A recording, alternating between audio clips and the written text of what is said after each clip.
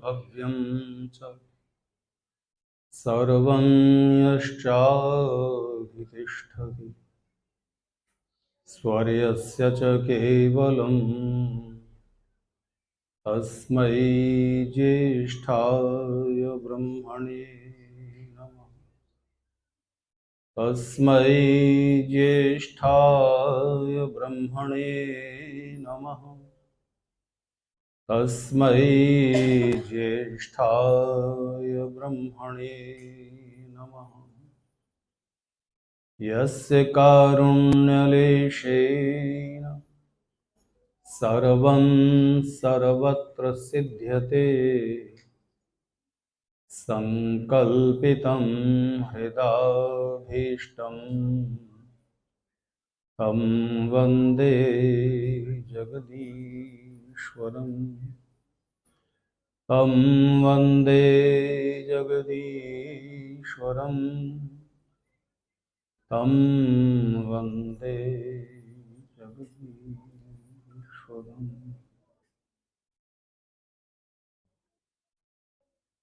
आर्य समाज के अध्यक्ष माननीय श्रीमती संतोषी कपूर, उपाध्यक्ष सम्मान श्री नरेंद्र स्वरूप जी,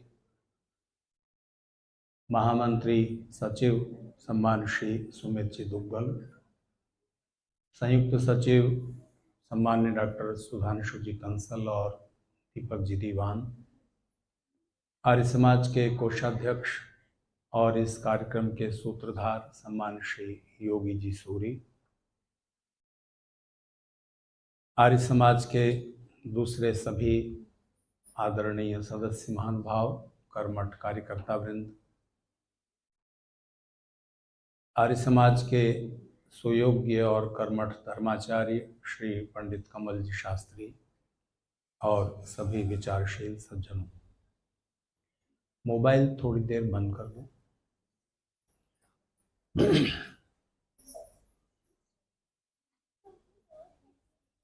हर मनुष्य सुख पाना चाहता है, उन्नति करना चाहता है और सफल होना चाहता है।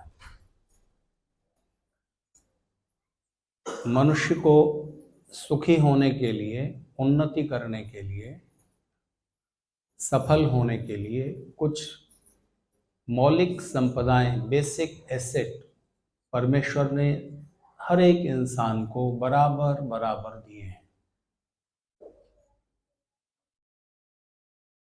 वो जो बेसिक एसेट बराबर बराबर ईश्वर ने सबको दिए हैं, उनमें से पहला है समय, टाइम। सबको बराबर मिला है 24 घंटे का। लेकिन ये समय आ रहा है, जा रहा है, ये तो एक प्रवाह के रूप में है। इस समय को जब तक आप सुकर्म से, परिश्रम से, एफर्ट से, प्रयास, कोशिश से नहीं जोड़ते, तब तक ये रूपांतरित नहीं होता है, इसकी शेप नहीं बदलती। तो समय को जब आप कर्म से जोड़ देते हैं, पुरुषार्थ से, एफर्ट से जोड़ देते हैं, तब इस समय का रूप बदल जाता है। या तो ये नॉलेज में कन्वर्ट हो जाता है, या धन दौलत में, वेल्थ में, या पद अधिकार शक्ति में, या जो कुछ भी आप अचीव करना चाहें, प्राप्त करना चाहें उसमें, या फिर मनोरंजन में, या फिर ऐसे ही बह जाता है। तो समय पहली संपदा, सबको बराबर 24 घंटे का। दूसरा, कर्म करने की, प्रयास करने की, परिश्रम करने की कैपेसिटी। लेकिन आप कुछ कर्म करें, कुछ मेहनत करें, बिना अकल के करें, बिना बुद्धि के, बिना समझदारी के करें, तो उसका फल होगा, पर ज्यादा नहीं होगा, और उल्टा भी हो सकता है।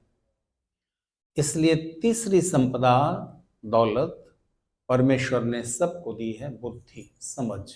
एवरेज ब्रेन सबके पास है, पागलों की बात छोड़ दीजिए।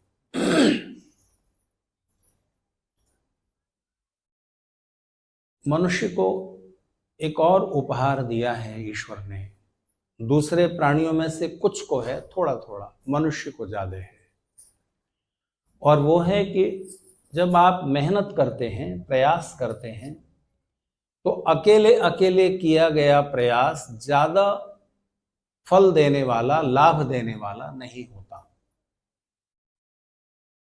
उस प्रयास को आपको मिलकर करना होता है। तो मनुष्य को एक कैपेसिटी है कि वो अपनी नॉलेज को, अपने ज्ञान को और अपने कर्म को, अपने एफर्ट को जोड़ सकता है, मिलकर कर सकते हैं।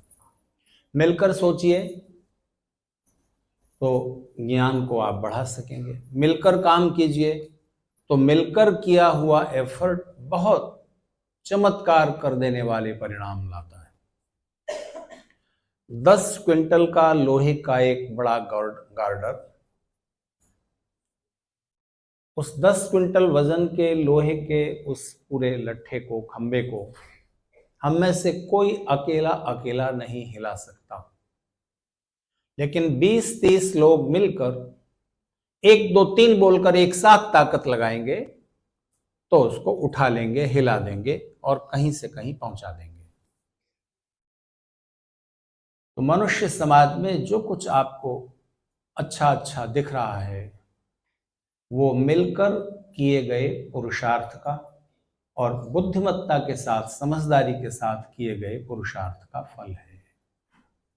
जिन कामों को हम सोचते हैं कि हम अकेले अकेले कर ले रहे हैं, उनमें भी अगर हम बारीकी से देखें तो बहुत लोगों का पुरुषार्थ, पुरुषार्थ यानी एफर्ट, प्रयास मिला हुआ दिखता है।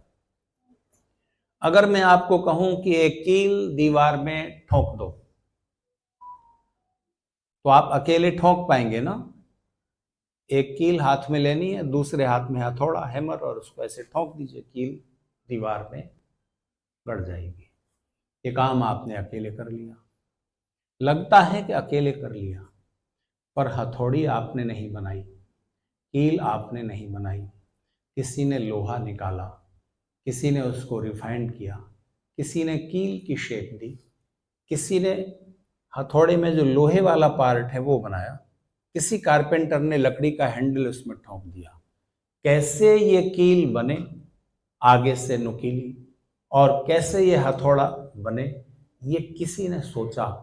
और इस सोचने वाली चीज को जिसने ये सोचा, एक ने सोचा, दूसरी जनरेशन ने उस नॉलेज को संभाल लिया, तीसरी ने और आगे बढ़ा दिया।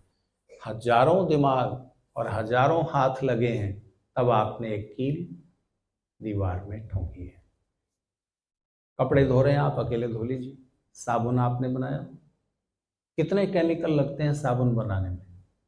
पानी आपके घर तक उस नल से किसने पहुंचाया, और वो पानी ऊंचाई पर पहुंचे ताकि वो फ्लो के साथ आपके नल में आ सके, बिजली किसने बनाई।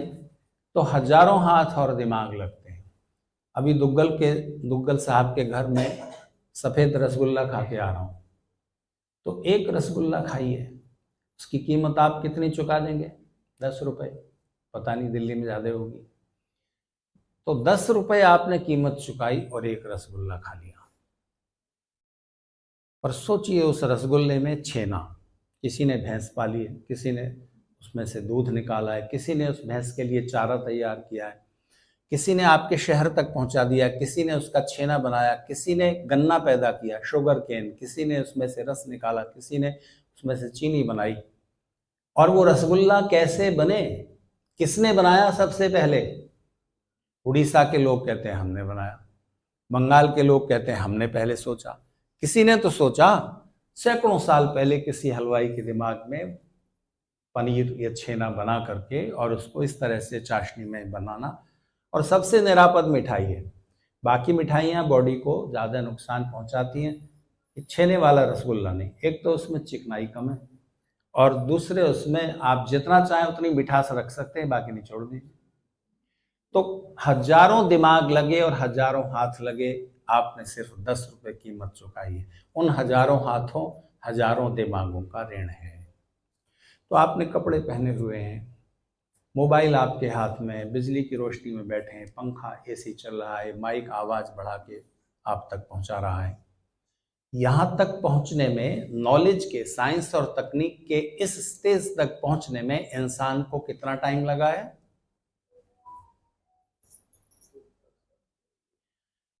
तो आज के जो इतिहासविद हैं, जो हिस्टोरियन हैं, वो इंसान के इतिहास को 6000 साल से पीछे ले जाने में कुछ हिचक महसूस करते हैं। वो जो हिचक है उसके दो रीजन हैं। एक है डार्विन की थियरी का बहुत ज़्यादा गहराई तक दिल दिमाग में बैठ जाना, और दूसरे इस धरती पर जो सेमिटिक धार्मिक विचारधाराएं हैं, इस्लाम, क्रिश्चियनिटी और जुडाइज्म, उनके धार्मिक विश्वास के अनुसार ये दुनिया 6000 साल से ज़्यादा पुरानी नहीं है।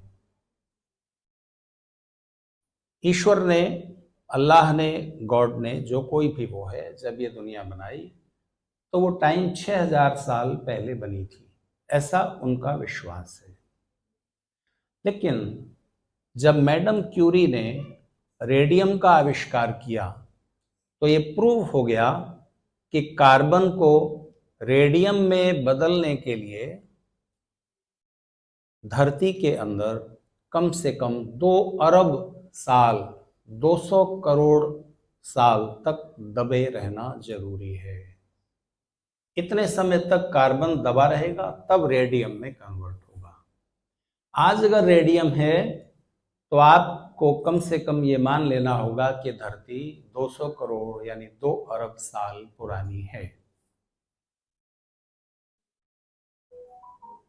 आज का जो टॉपिक है जिस पर मुझे आपसे बात कहनी है, वो टॉपिक माननीय योगी जी ने मुझे सुझाया है। कल्याण का सूत्र क्या है? तो उत्तर है वेद। हर व्यक्ति, मैंने शुरू में कहा, सुखी होना चाहता है, सफल होना चाहता है, उन्नति करना चाहता है। सुख, सफलता, उन्नति बड़ी अच्छी चीजें हैं, सब चाहते हैं, पर इनसे भी ज्यादा जरूरी एक चीज है, उसका नाम है कल्याण।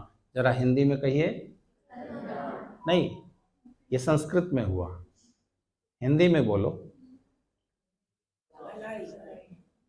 भलाई। इंग्लिश में क्या कहेंगे? वेलफेयर थोड़ा छोटा, इसका पूरा मीनिंग उसके अंदर नहीं आ रहा, तो इसको ऐसे समझें, सुख से ज्यादा बड़ी चीज है कल्याण। सुख और कल्याण, इन दोनों को मिला दो, ऐसी पोजीशन, ऐसी सिचुएशन जहां सुख और कल्याण दोनों जुड़े हुए हों, मिले हुए हों, उसे वेद ने कहा है भद्र। मनुष्य को जीवन इस तरह जीना चाहिए कि आपकी सारी परिस्थिति, सुबह से जगने से लेकर सोने तक और नींद में भी भद्र वाली बनी रहे। भद्र वो परिस्थिति है जिसमें सुख और कल्याण दोनों जुड़े हुए रहते हैं। तो सुख और कल्याण कई बार जुड़े हुए होते हैं और कई बार विरुद्ध हो जाते हैं, अगेंस्ट हो जाते हैं। तो बुद्धिमान व्यक्ति को जब सुख और कल्याण आपस में टकराने लगे, तब सुख छोड़ देना चाहिए, कल्याण को स्वीकार कर लेना चाहिए। किसी विचारक ने एक बड़ी सुंदर बात कही है, मुझे उनका नाम याद नहीं आता। उनका कहना है कि आज का इंसान 3 बड़ी भूलें कर रहा है, गलतियां कर रहा है।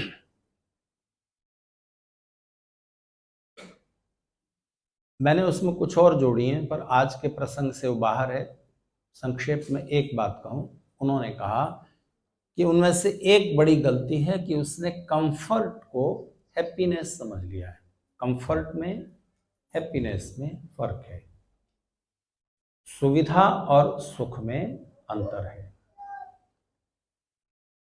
इसका सरल उदाहरण मेरे पास है कि अगर आप दिल्ली से चंडीगढ़ जा रहे हैं, अलीगढ़ जा रहे हैं, पानीपत जा रहे हैं,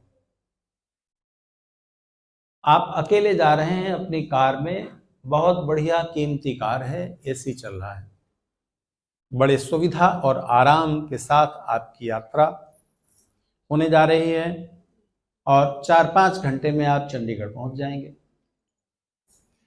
तभी आपको पता चलता है कि आपके कुछ गहरे दोस्त 8-10 स्टेट गवर्नमेंट की बस में जा रहे हैं चंडीगढ़, उसी फंक्शन में शामिल होने जिसमें आप जा रहे हो। अब आप सोचते हो सुविधा, आराम तो कार में है, लेकिन सुख, मजा, हैप्पीनेस दोस्तों के साथ जाने में, हंसते गाते जोक सुनाते चंडीगढ़ पहुंचेंगे। भले 6 घंटे लगेंगे, 6.5 लगेंगे बस में, लेकिन मजा जो है वो दोस्तों के साथ है। तो आप ड्राइवर को बोलते हो भाई वो बस जो जा रही है उसको पकड़ो, स्पीड से चलाओ, मैं उसमें बैठ जाऊं और गाड़ी घर ले जाओ, मैं बस से जाऊंगा। तो आपने सुविधा को छोड़ दिया, सुख को स्वीकार कर लिया, क्योंकि सुविधा और सुख विरुद्ध हो रहे थे, अगेंस्ट हो रहे थे, टकरा रहे थे। इसी तरह से सुख और कल्याण भी टकरा जाते हैं। कोशिश ये करनी चाहिए कि हम जीवन इस तरह जिएं कि सुख और कल्याण जुड़े हुए चलें, मिले हुए रहें। अगर किसी किसी स्थिति में सुख और कल्याण टकरा रहे हों तो सुख छोड़ देना, कल्याण को स्वीकार कर लेना। एक ही उदाहरण है मेरे पास सरलता से इस बात को समझाने के लिए, और वसंत विहार में मैं पिछले कितने वर्षों से आ रहा हूं ये मुझे याद नहीं है। कुछ बातें जो मैं कह भी चुका हूं पर श्रोता नए हैं, आज मुझे देख रहे हैं, कुछ पुराने भी हैं। तो सुख और कल्याण कभी कभी टकरा रहे होते हैं। उसका सरल उदाहरण मेरे पास ये है कि आप जब रसगुल्ला खाते हैं, मिठाई खाते हैं, तो उसको खाने में सुख तो मिलता ही है, स्वाद का सुख मिलता है, और शरीर की भलाई भी होती है। अगर आप डाइजेस्ट कर सकते हैं, उसको हजम कर सकते हैं, तो वो शरीर को पोषण देगा, ताकत देगा, सुख भी मिला, कल्याण भी हुआ, शरीर की भलाई भी हुई। लेकिन अगर डाइजेशन खराब है, पेट खराब हो गया किसी वजह से, या डायबिटीज है, अब यहाँ सुख और कल्याण टकरा रहे हैं। सुख तो है, मिठाई खाएंगे तो सुख तो मिलेगा, कल्याण उसको खाने में नहीं है, डॉक्टर ने मना किया है। तो फिर मिठाई छोड़ दो, कल्याण को स्वीकार कर लो। न खाने में कल्याण है, कड़वी दवा खाने में कल्याण है, सुख तो नहीं है, तो उसको स्वीकार कर लो। सब लड़कियां ही बैठी हुई हैं आगे। कहीं पर मैंने दिलचस्प बात पढ़ी कि दुनिया की कोई भी ताकत लड़कियों को अपने गोल, अपने लक्ष्य तक पहुंचने से नहीं रोक सकती। दुनिया की कोई भी ताकत लड़कियों को अपने लक्ष्य तक पहुंचने से नहीं रोक सकती। शर्त यह है रास्ते में गोलगप्पे की दुकान ना हो, बस फिर भारी मुश्किल है। तो सुख है ना उसमें, कल्याण कई बार टकरा जाएगा। कई बार आपको दस्त हो रहे हैं, कोई और बात है तो नहीं खाओ, डाइजेशन ठीक नहीं है, गला खराब है तो नहीं खाइए। तो कल्याण का जो सूत्र है, कल्याण की जो व्यवस्था है, कल्याण का जो चिंतन है, वो वेद ने दिया है। यूं तो सभी धर्म ग्रंथ दावा करते हैं कि मनुष्य का कल्याण, मनुष्य का सुख और मनुष्य समाज की शांतिपूर्वक व्यवस्था उनकी कही हुई धार्मिक किताब के अनुसार चलने में है। और वो सभी धार्मिक समुदायों के गुरु अपने अपने धर्म ग्रंथ को ईश्वर के संदेश के रूप में कहते हैं कि ये ईश्वर के संदेश के रूप में प्राप्त हुआ है, किसी पैगंबर के द्वारा, किसी ईश्वर के पुत्र के द्वारा, किसी ईश्वर के संदेशवाहक के द्वारा ये संदेश धरती तक आया है। ये ईश्वर की वाणी है, ईश्वर का संदेश है। हिंदू समाज वेद को ईश्वर की वाणी मानता है, क्रिश्चियंस बाइबल को, मुसलमान कुरान शरीफ को, पारसी जंद अवेस्ता को। तो अलग अलग धार्मिक समुदायों के मानने वाले अपने अपने धर्म ग्रंथ को ईश्वरीय वाणी के रूप में, ईश्वर के संदेश के रूप में, ईश्वरीय ग्रंथ के रूप में प्रस्तुत करते हैं। लेकिन जब सबका दावा है तो या तो उनमें से कोई एक ईश्वर की बात होगी, ईश्वर का कहा हुआ संदेश होगा या सभी होंगे। अगर सभी ईश्वर की वाणी है तो उनमें आपस में विरोध नहीं होना चाहिए। आप समझ रहे हैं ना, उसमें टकराव नहीं होना चाहिए, क्योंकि सच्चाई एक होती है।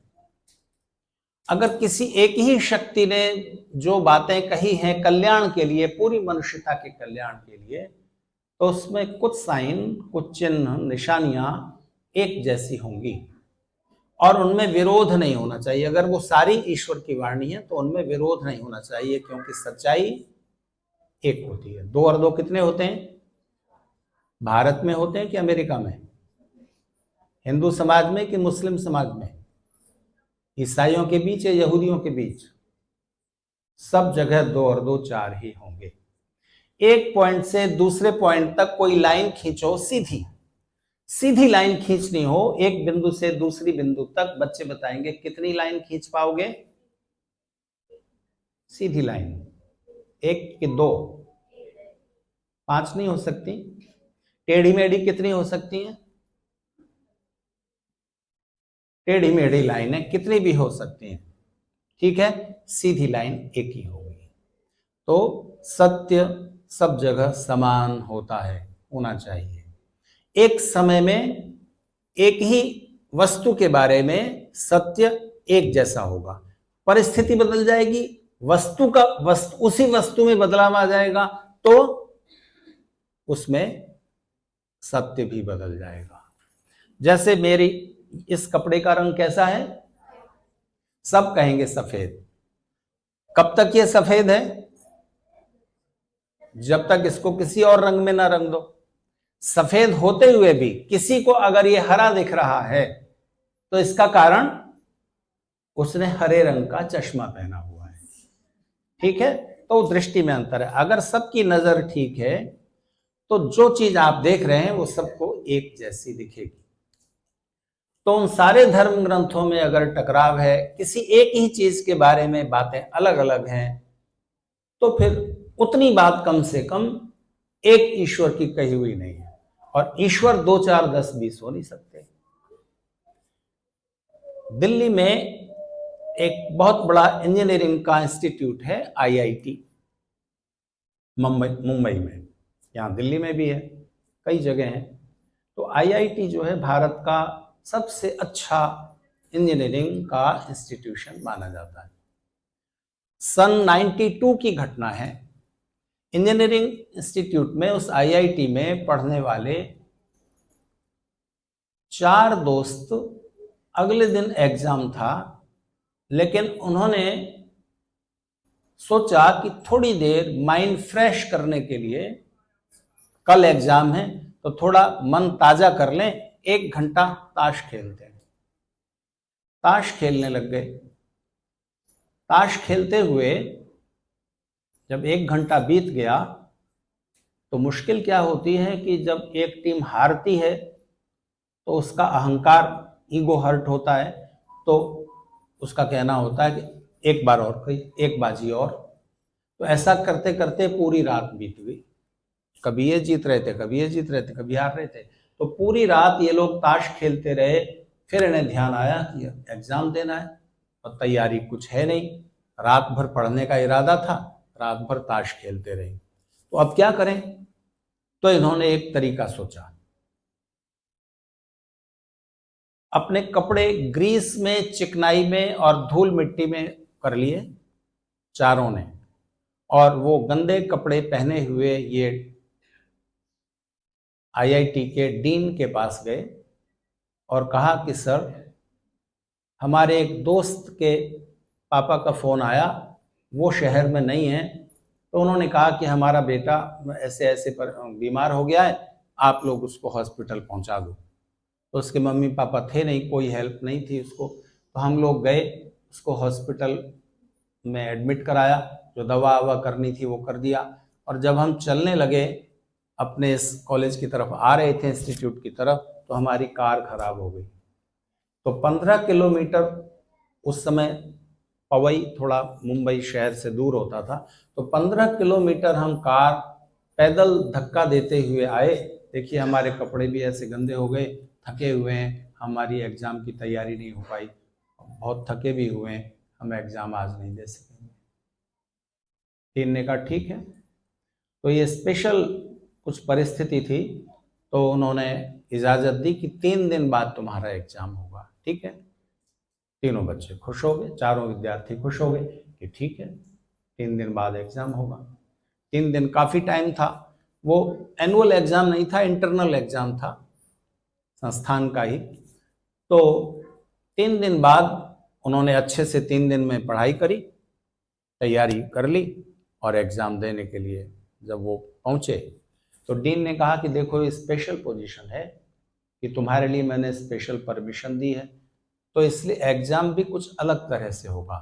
तो चारों को अलग अलग रूम में बैठना है, अलग अलग कमरे में बैठोगे ताकि एक दूसरे से कुछ बात ना कर सकें। सब तैयार हो गए चारों, क्योंकि उन्होंने अच्छी तैयारी की हुई थी, 3 दिन पढ़े थे कस के। तो अलग अलग कमरों में बिठा दिया गया और पेपर आया। तो उसमें 2 ही क्वेश्चन थे और दोनों के मार्क्स नंबर 50-50 थे। 50-50 नंबर के 2 प्रश्न, 100 नंबर का पेपर।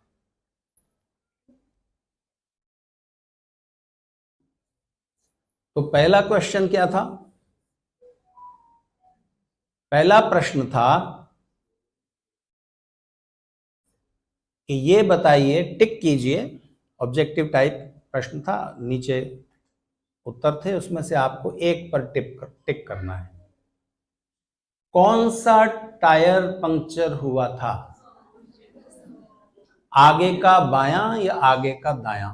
पीछे का लेफ्ट वाला या पीछे का राइट वाला?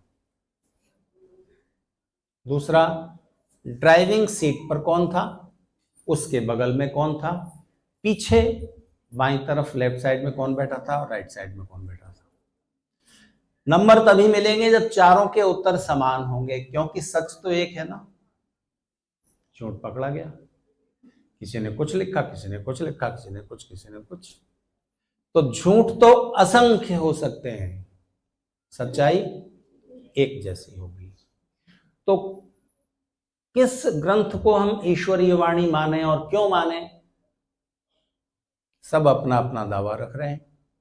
तो देखो उसके कुछ साइन हैं, कुछ चिन्ह हैं। जो भी ईश्वर ने कहा होगा किसी किताब में, ईश्वर की इंस्पिरेशन से जो नॉलेज मिली है, उसकी प्रेरणा से, तो लिखने वाले सत्य लिखेंगे, तो फिर उसमें वो बातें होंगी जो ईश्वर की बनाई इस दुनिया से टैली करती हैं।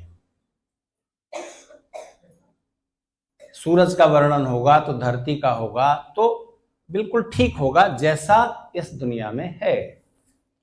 अगर उसमें आम का वर्णन है, सिर्फ आम के पौधे पेड़ का ही वर्णन है, नीम का ही है, तो इसका मतलब भारत में ही पैदा होने वाले वृक्षों का वर्णन है, तब फिर वो सारे मनुष्यों का कल्याण करने वाली वाणी नहीं है। उसमें सब जगह पैदा होने वाले वृक्षों की, वनस्पतियों की या चीजों की चर्चा होनी चाहिए, धरती पर जहां भी कुछ पैदा होता है।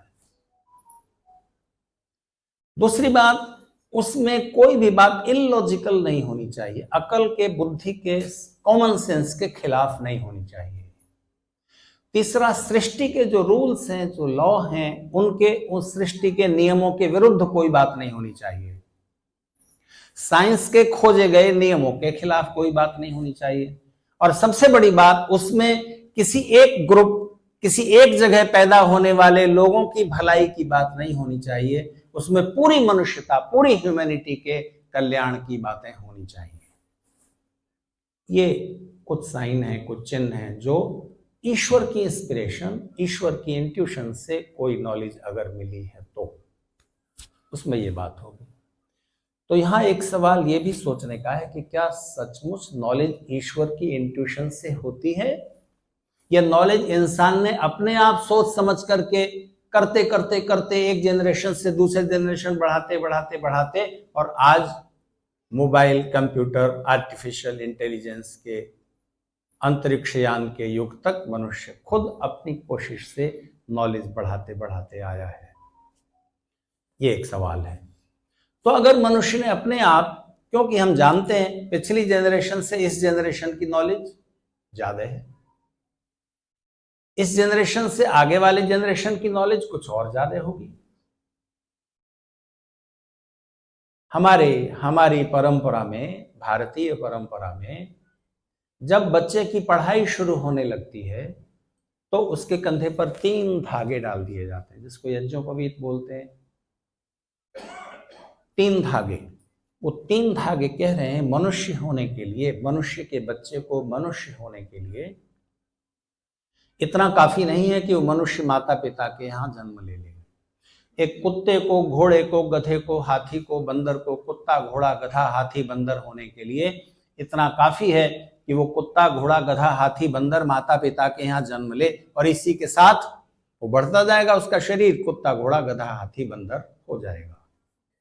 मनुष्य के बच्चे को मनुष्य होने के लिए इतना काफी नहीं है कि वो मनुष्य माता पिता के यहाँ जन्म ले ले। उसको सही और संपूर्ण अर्थ में मनुष्य होने के लिए 3 काम करने पड़ेंगे। पहला, हमसे पिछली जनरेशन तक जितनी भी नॉलेज चल करके आई है उसमें से कुछ थोड़ा सा, जितना तुम संभाल सकते हो, सीख सकते हो, उतनी नॉलेज सीख लो। सारा ज्ञान तो तुम सीख नहीं सकते। कोई भी इंसान डॉक्टर भी हो जाए, इंजीनियर भी हो जाए, साइंटिस्ट भी हो जाए, फिलोसोफर भी हो जाए, ऐसा नहीं हो सकता। आप डॉक्टर भी होना चाहें तो सारी ब्रांचेस के डॉक्टर नहीं हो सकते। जिंदगी लग जाती है एक ही ब्रांच की मेडिकल साइंस पढ़ने, समझने और इंप्लीमेंट करने में। आप आंखों के डॉक्टर भी हो जाएं और दांतों के भी हो जाएं, नहीं हो सकता। तो आपको कुछ चीजें, सामान्य सब चीज, सारे शास्त्रों की, सारी ब्रांचेज की, और एक आपका स्पेशलाइजेशन जो आप सीख सकते हो उतना सीखना पड़ेगा।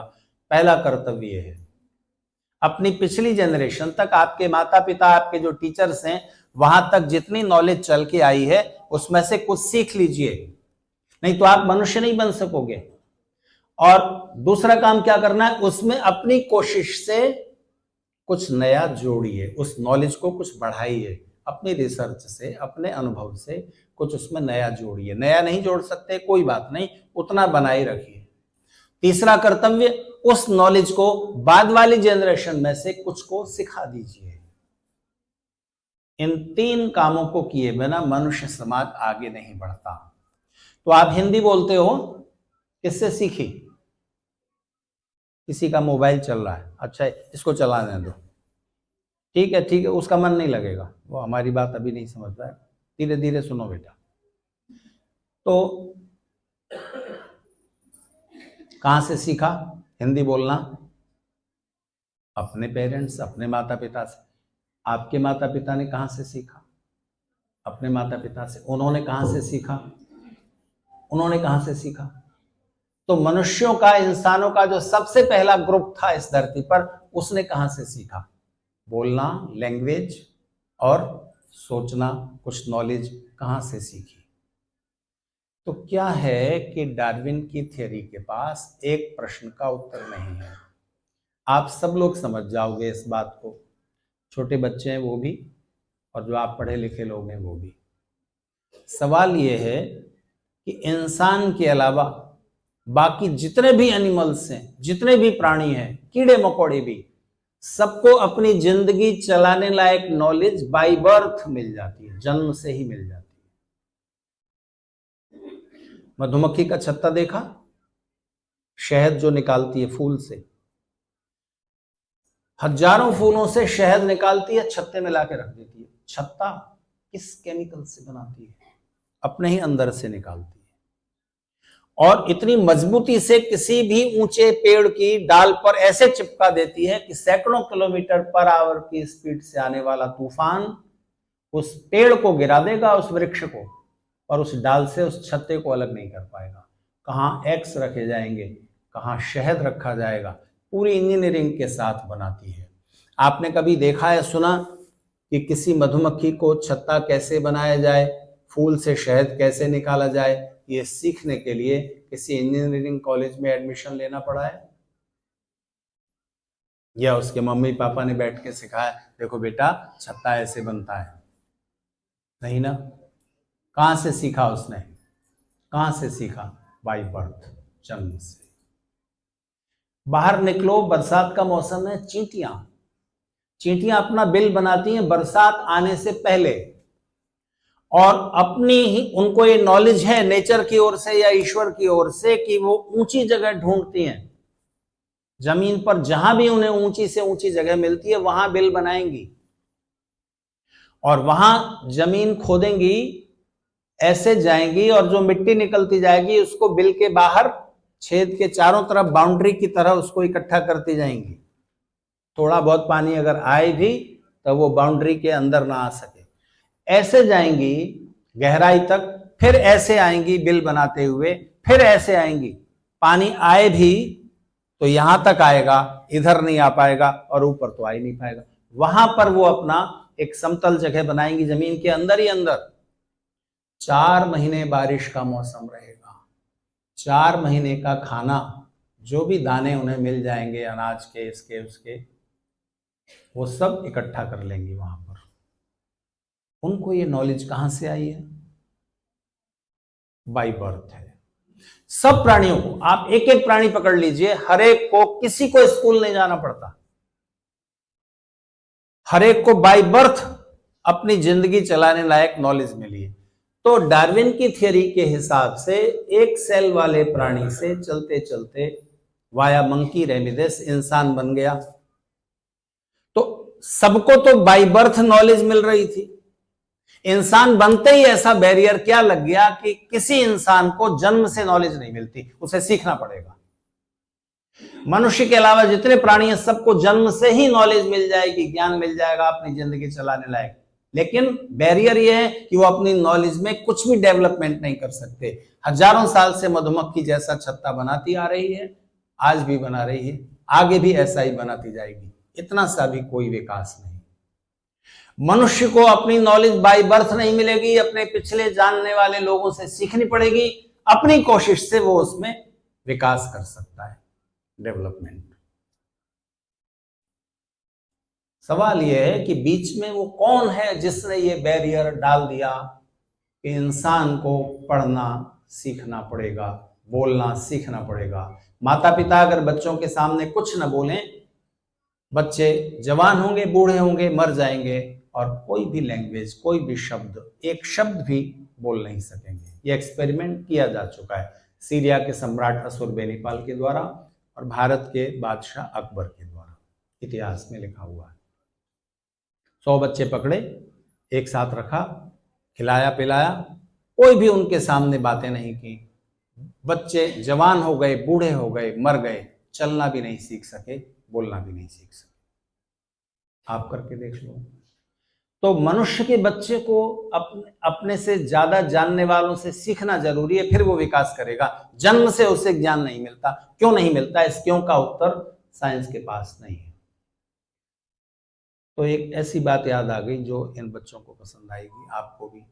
एक बच्चा खड़ा हुआ था सड़क के किनारे, स्कूल बस का इंतजार कर रहा था कि उसने एक सीन देखा कि एक कसाई, एक बूचर, बूचर जानते हो, कसाई बकरे बकरे काटता है, यही उसका पेशा है। तो वो एक बकरे को पकड़ के खींचता हुआ ले जा रहा था। बकरे को कुछ अंदाजा लग गया था कि आज मेरे साथ कुछ गड़बड़ होने वाली है, तो वो अपने आगे वाले पैर ऐसे अड़ा देता था और कसाई उसे खींचता था, और वो अपने पैर ऐसे कर लेता था, ताकत कसाई को ज्यादा लगानी पड़ती थी उसे खींचने के लिए, और जब वो खींचता था तो बकरा मैं की एक दया दर्द भरी आवाज अपने मुंह से निकालता था।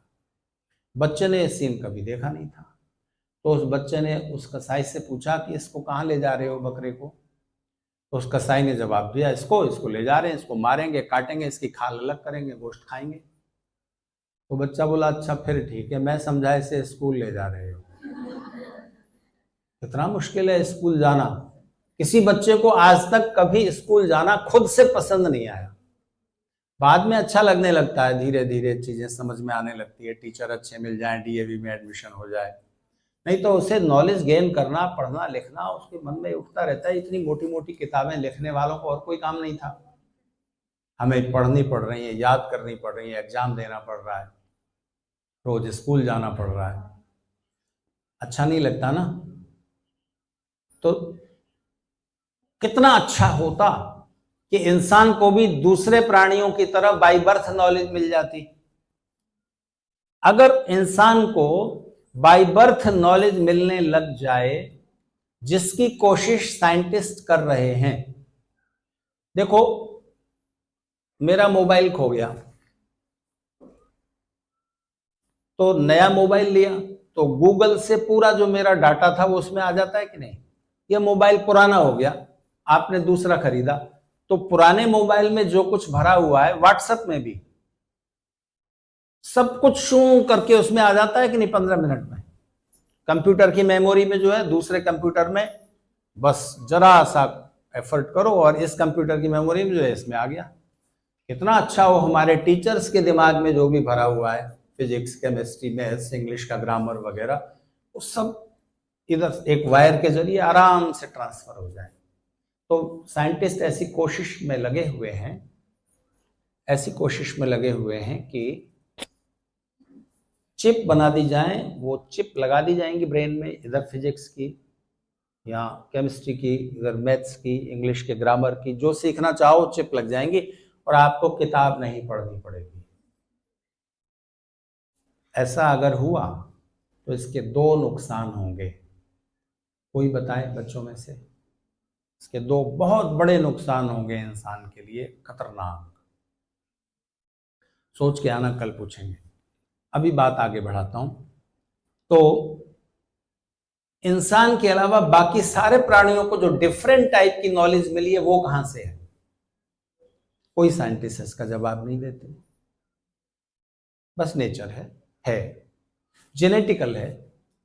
तो सवाल यह है कि जीन में इवोल्यूशन होता है, एक जीन से दूसरा जीन डेवलप हो गया, हजारों साल में, लाखों साल में होता है। तो उसमें नॉलेज भी नहीं हो जाती, उसकी बॉडी भी अलग तरह की हो जाती है।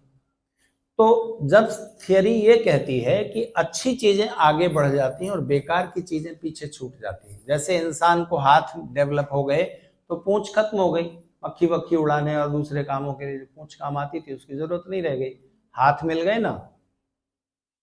तो काम की चीजें पीछे रह जाती हैं। तो ये तो बहुत काम की चीज थी ना कि जितने भी पीछे प्राणी हुए सबकी नॉलेज, इस सबसे ज्यादा इवोल्यूटेड, ये इवॉल्व जीन जो इंसान में है, जो सारे पीछे अच्छी चीजें लेकर के आना चाहिए था, और सब प्राणियों की नॉलेज उसके पास होती। हमारे नजदीक का जो प्राणी है बंदर, उसके सामने जहर मिला खाना डालो, सूंघते ही पहचान जाएगा, नहीं खाएगा। और दिल्ली के बड़े बड़े इंटेलेक्चुअल्स को, डॉक्टर, इंजीनियर, यूनिवर्सिटी के प्रोफेसर, उनको पकड़िए 100 लोगों को और भारत के ही जंगल में छोड़ दीजिए। 2 दिन में रास्ता भूल गए जंगल में, और जो कुछ बिस्किट वगैरह साथ ले गए तो खत्म हो गए। अब जंगल है, उसमें पेड़ है, उसमें फ्रूट लगे हुए हैं, हरे, पीले, लाल, कौन सा खाने लायक है और कौन सा जहरीला, इंसान को पता नहीं लगेगा जब तक उन 100 में से कोई एक खाकर मर ना जाए, तब तक पता नहीं लगेगा। बंदर के पास जो नॉलेज थी, उछल के चढ़ जाते, कुछ तो हाथ में आता। तो इंसान के साथ ये बैरियर लगाने वाला कौन है? ध्यान दीजिए, ये बहुत जरूरी है कि इंसान को सीखना पड़ता है। इस सीखने के कारण ही, इस सीखने की वजह से ही आपको एक बहुत बड़ा सुख मिलता है, जिसकी चर्चा मैं आज नहीं कर रहा। अभी आपसे कहूं कि अगर मनुष्य को इस धरती पर सुख से रहना है और कल्याण की प्राप्ति करनी है, जीवन में दुख ना आए, तो इसके लिए क्या करना चाहिए? तो एक काम करो ना, सारे धर्म ग्रंथों के बीच और धर्म गुरुओं के बीच झगड़ा है कि हमारी बात सच है, हमारे धर्म की, हमारे संप्रदाय, हमारे मजहब की बात ही ठीक है, हमारे मजहब को ही मानने से, हमारे धर्म को ही मान लेने से सारे मनुष्य का कल्याण होगा, उससे पहले नहीं होगा। तो कैसे तय हो कि किस ग्रंथ की बात माने?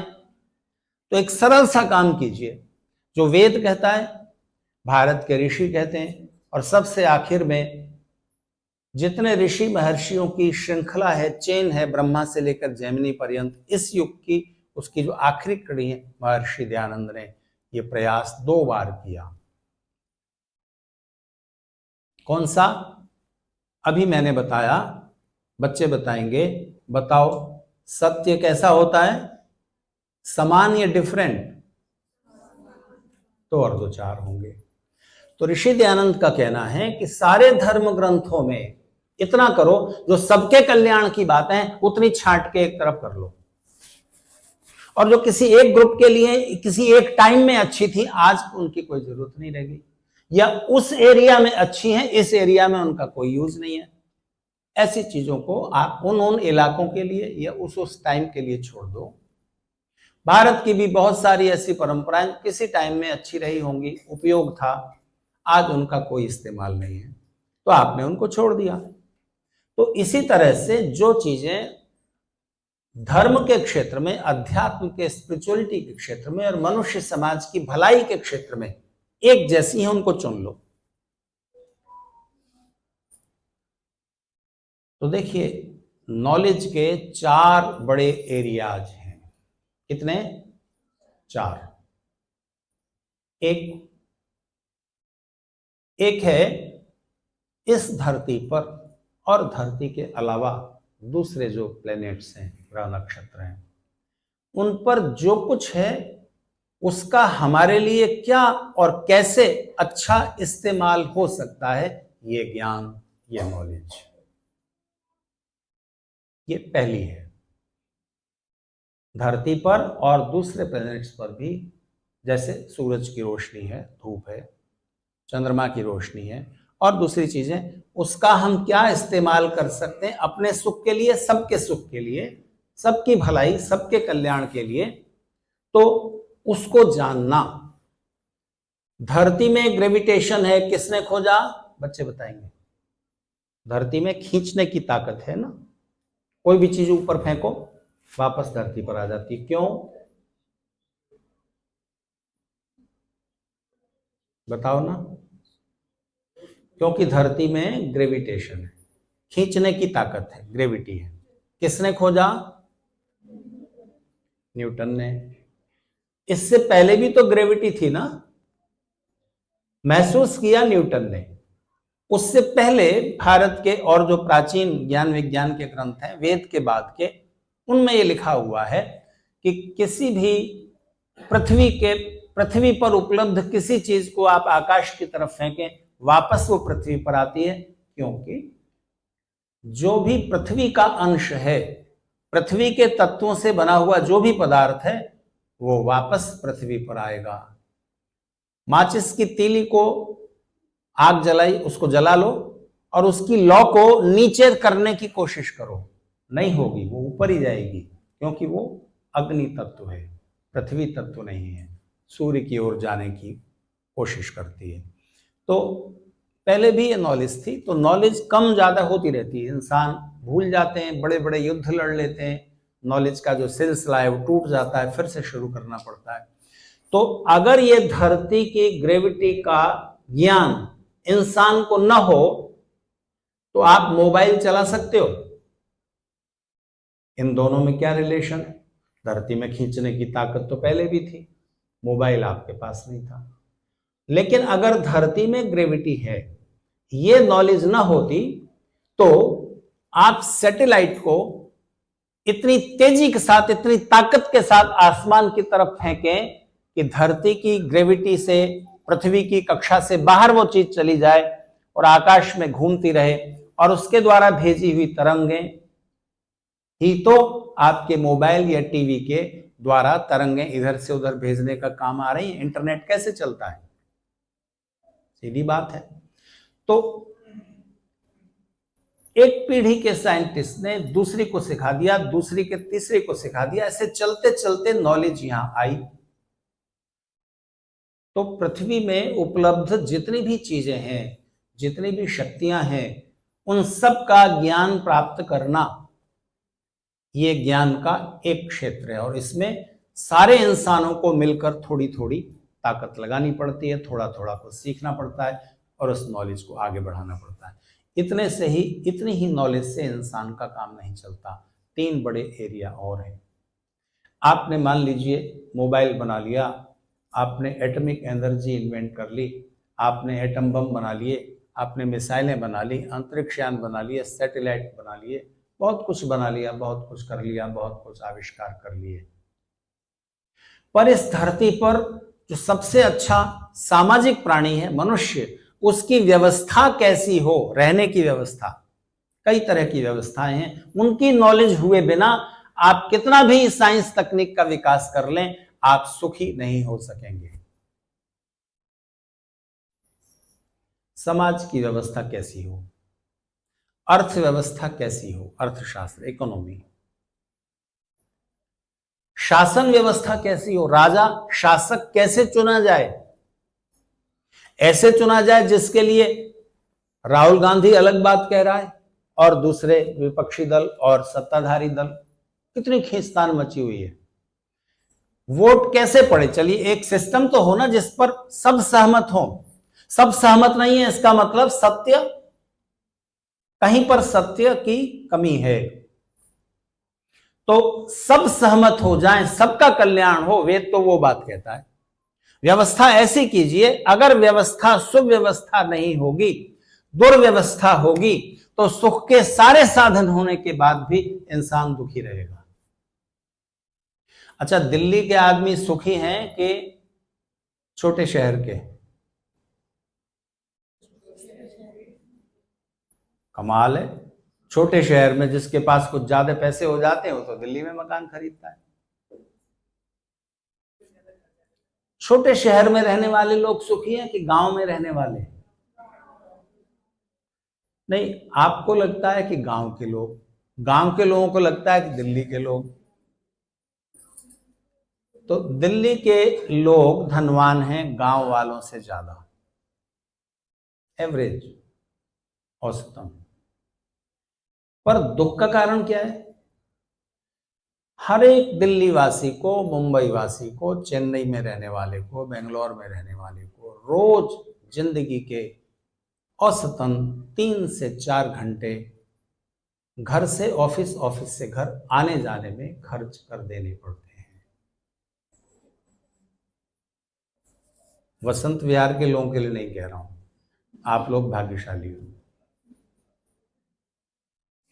वरना मैं देखता हूं गुड़गांव में रहने वाला इंसान नोएडा जा रहा है, धरती का दूसरा, दिल्ली का दूसरा छोर, और नोएडा में रहने वाला गुड़गांव जा रहा है। 20 लाख लोग रोज फरीदाबाद, गाजियाबाद, आगरा, अलीगढ़, मथुरा, पानीपत, सोनीपत इत्यादि नजदीक के शहरों से इतने लोग चलकर दिल्ली आते हैं, लोकल ट्रेन में बैठ के, कार में, बस में, किसी तरह, और वापस जाते हैं, क्योंकि उनका घर उन शहरों में और काम दिल्ली में। अफसोस की बात यह कि इतने ही लाख लोग दिल्ली से उन शहरों में जाते हैं क्योंकि उनका घर दिल्ली में है, काम वहां पर है। ये व्यवस्था की कमी है। म्यूचुअल अंडरस्टैंडिंग से सरकार थोड़ा सा बीच में पड़े थोड़े दिनों के लिए, जब तक आप काम कर रहे हो, मकान यहां का ज्यादा कीमती है तो आपका ही रहेगा, लेकिन जिंदगी तो उससे ज्यादा कीमती है। जीवन आखिर क्या है, कितने साल जिए, 60 साल, 70 साल, 75 साल, 80 साल, तो वो टाइम ही तो है ना। आप कितने वर्ष के हो गए, टाइम ही तो गिन रहे हो, और रोज का जिंदगी का 3 से 4 घंटे का टाइम आपने सिर्फ फिजूल की ट्रैवलिंग में बिता दिया। इतनी देर अगर आप अपने बच्चों के साथ खेलते, कुछ मनोरंजन करते, कुछ उन्हें सिखाते, कुछ बताते, उसमें जो उन्हें रस आता वो मोबाइल में नहीं है, नहीं आ सकता। क्योंकि मम्मी को भी काम करने, पिता के अपने काम हैं, घर आके भी काम है, तो ले मोबाइल दे, तू वहां बिजी, हम यहां बिजी। एक दिलचस्प बात मैंने पढ़ी कि एक दोस्त ने दूसरे से कहा, अपने दोस्त से, आज मैंने 5 एलियंस देखे। एलियंस समझते हो, दूसरे ग्रह से आए हुए लोग। तो उनमें क्या खास बात थी? खास बात यह थी कि उनमें से कोई भी मोबाइल नहीं चला रहा था, सब आराम से खाना खा रहे थे, गपशप कर रहे थे। तो एलियंस ही तो थे ना। तो ये क्यों है? क्योंकि दुर्व्यवस्था के कारण जीवन जा रहा है। इतनी देर आदमी आराम ही कर लेना तो बहुत सारे ब्लड प्रेशर न जाने किन किन डिजीज से बचेगा। पर दुर्व्यवस्था ने हमें उलझा दिया है। हमें जाना है, मॉडल टाउन का बच्चा साकेत के स्कूल में पढ़ने जा रहा है, साकेत का बच्चा मॉडल टाउन जा रहा है, और मैं आज लेट हुआ 1 घंटा, क्योंकि दोपहर में परी चौक के पास इतना ट्रैफिक था स्कूल बसों के कारण। वहां से लेके पूरा जो बोटेनिकल गार्डन का मेट्रो है, तो ये सब दुर्व्यवस्थाओं के कारण उपजे हुए दुख हैं। मनुष्य इस धरती पर कैसे सुख से रह सके, उसका कल्याण इस ज्ञान में ज्यादा है कि उसकी व्यवस्थाएं कैसी हो, शिक्षा व्यवस्था कैसी हो, न्याय व्यवस्था कैसी हो, और समाज व्यवस्था कैसी हो, अर्थव्यवस्था कैसी हो, राज्य व्यवस्था कैसी हो, यहां तक कि विवाह व्यवस्था कैसी हो, जीवन साथी भी आप कैसे चुने, दाम्पत्य जीवन भी किस तरह ज्यादा सुख, शांति और आनंद देने वाला हो, इसके सूत्र वेद में उपलब्ध हैं, जो और किताबों में हमें नहीं मिलते। अच्छा बताइए, इस समय कितनी अर्थव्यवस्थाएं चल रही हैं जिनमें टकराव भी है? पूंजीवाद या साम्यवाद, कैपिटलिज्म, कम्युनिज्म। वेद के अनुसार दोनों में कुछ गुण हैं, दोनों के बिना दुनिया नहीं चल सकती। आप अपनी हैसियत, अपनी क्षमता के अनुसार कार रखें, मोटरसाइकिल रखें, स्कूटी रखें, साइकिल पर जाएं, बस में जाएं, आप अपना वाहन रखें, ये फ्रीडम होनी चाहिए, जैसा भी आपकी इनकम है उस हिसाब से, ये पूंजीवाद है, ठीक है। पर कम्यून की व्यवस्था के बिना, सामूहिक व्यवस्था के बिना भी काम नहीं चलेगा। सड़क आप सब अपनी अपनी बनाओगे क्या? सड़क तो सबकी होगी ना।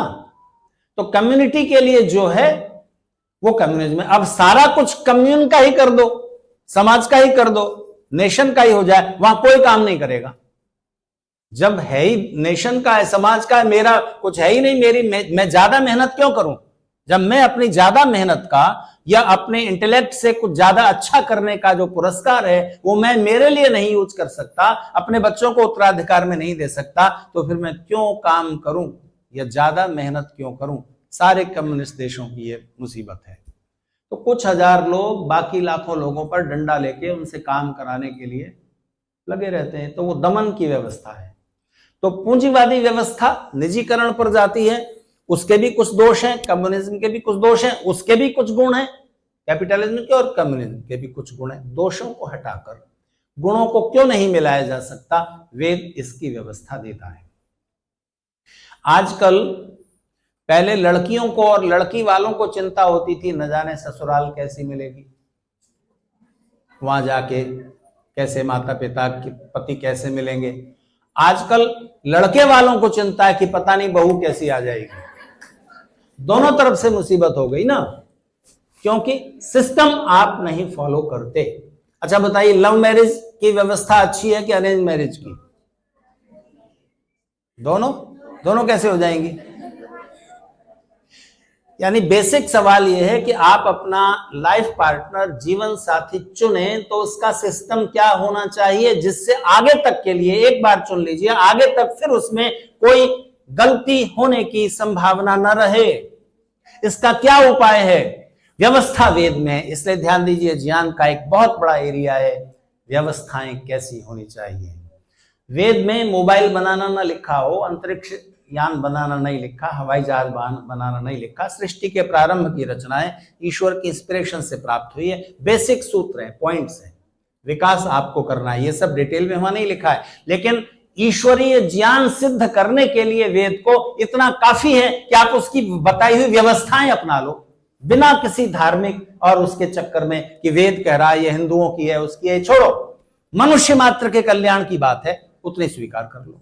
बाकी किसी ग्रंथ में वो आपको नहीं मिलेगा, ना आधुनिक ना पुराने, किसी ग्रंथ में वो व्यवस्थाओं के सूत्र नहीं मिलेंगे जैसे डिवाइन सूत्र वेद में उपलब्ध हैं।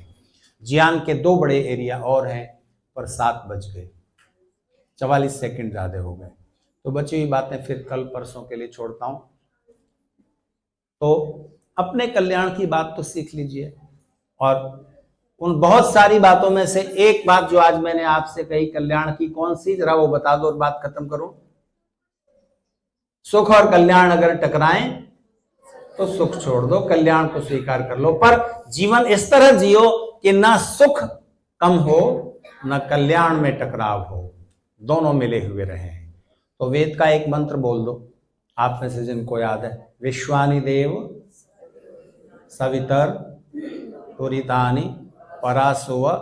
हे सविता देव, सब संसार को बनाने वाले परमेश्वर, विश्वानि सारे, दुरितानि दुख और दुखों के रीजन कारण, परासुव हमसे दूर कीजिए। यत जो भी, भद्रम मीनिंग बताओ, भद्रम माने सुख और कल्याण, तत् वह न हमें आसुव प्राप्त कराइए। संस्कृत सरल है कि मुश्किल है? एक दो बार और सुनोगे याद हो जाएगा। अगर पूरे कंसंट्रेशन से, पूरी एकाग्रता से किसी चीज को एक एवरेज ब्रेन रखने वाला बच्चा या इंसान पढ़ ले या सुन ले, 3 बार याद हो जाती है। उनको नहीं याद होगी जो रोज 1 घंटे से ज्यादा बैठे बैठे किए जाने वाला एंटरटेनमेंट, मनोरंजन करते हैं। मोबाइल, टीवी, फिल्म, दोस्तों के साथ गपशप, सब मिलाकर बैठे बैठे किए जाने वाला मनोरंजन 1 घंटे से ज्यादा करोगे, संडे को 3 घंटे कर लो। अगर ज्यादा हो गया तब फिर आपका डिस्ट्रैक्शन, आपके मन की चंचलता इतनी बढ़ जाएगी कि आप 3 बार क्या 30 बार पढ़ते रहना, याद नहीं होगा, क्योंकि मन आपका बहुत बहुत विचलित हो गया। जैसे हिलते हुए पानी में आप कोई अक्स, कोई शक्ल नहीं देख सकते, स्थिर होना चाहिए। इसी तरह जब तक आपका मन स्थिर नहीं है तब तक वो एकाग्र नहीं होगा, कंसंट्रेट नहीं होगा, और मोबाइल उसमें सबसे बड़ी मुसीबत है। तो मोबाइल का इस्तेमाल करिए अच्छी चीज़ों में। पढ़ाई करनी हो, कोरोना में मोबाइल ने बहुत हेल्प की पढ़ने में, तो वो सब ठीक है, लेकिन एंटरटेनमेंट के लिए उसका इस्तेमाल रोज 1 घंटे से ज़्यादा नहीं। आउटडोर गेम खेलो, 2 घंटे खेलो, कस के खेलो, अच्छी तरह खेलो, मनोरंजन भी हो जाएगा, शरीर का व्यायाम भी हो जाएगा, और उस कसरत में जो हार्मोन्स निकलते हैं, खुशी के हार्मोन्स, डोपामाइन, एंडोर्फिन वगैरह, वो तभी निकलते हैं जब आप कुछ शारीरिक मेहनत करेंगे, कुछ हिलना डुलना, कुछ परिश्रम, बचपन में ज़्यादा। तो क्योंकि सामने बच्चे होते हैं तो मुझे लगता है कुछ 1 घंटा ये इन्होंने सीरियस बातें सुनी हैं, तो इन्हें कुछ इनके मतलब की भी कुछ 2-4 प्रसाद रूप में इनको भी मिलना चाहिए। तो आज की बात मैं रोकता हूँ। आप सबका धन्यवाद।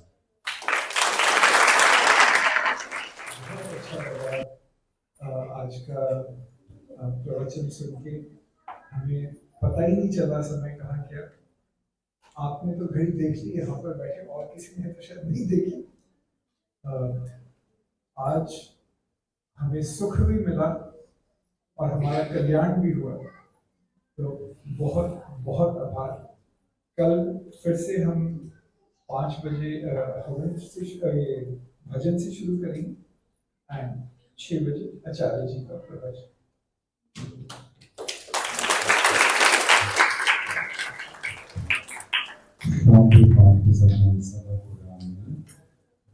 ओम यो शांतिरंतरिक्षं शांति पृथिवी शांतिराप शांतिरोषधय शांतिः वनस्पतयः शांतिर्विश्वे देवाः शांतिर्ब्रह्म।